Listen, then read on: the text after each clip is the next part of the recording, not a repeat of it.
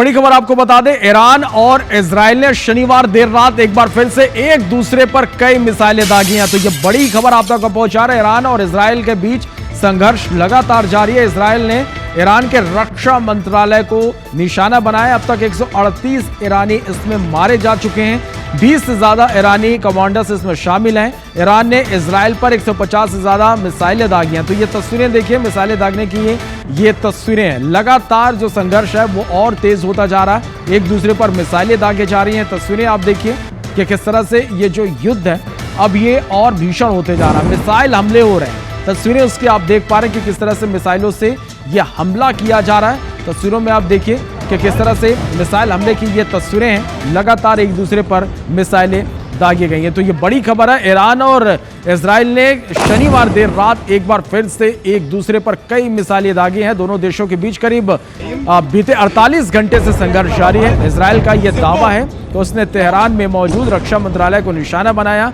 इसके अलावा तेहरान और बुशहर में ऑयल डिपो और गैस रिफाइनरी समेत 150 से ज्यादा ठिकानों को हिट कर दिया है। तो ये देखिए 2 दिन की लड़ाई में अब तक 138 जो ईरानी है वो मारे जा चुके हैं। इनमें से 9 न्यूक्लियर साइंटिस्ट और 20 से ज्यादा ईरानी कमांडर्स इसमें शामिल हैं।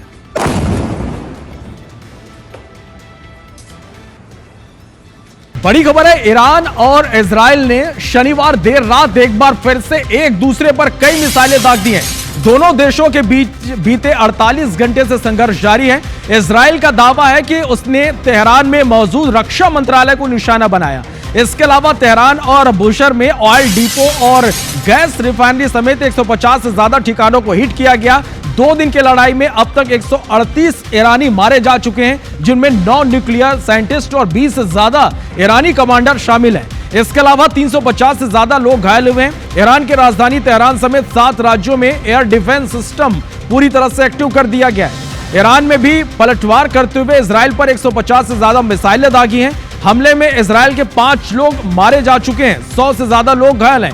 ईरान ने 3 इजराइल F-35 विमान को गिराने का एक बड़ा दावा भी किया है। तो ये बड़ी खबर आप तक पहुंचा रहे हैं। देखिए किस तरह से जो ये युद्ध है वो लगातार बढ़ते जा रहा है। मिसाइलें एक दूसरे पर दागी जा रही हैं।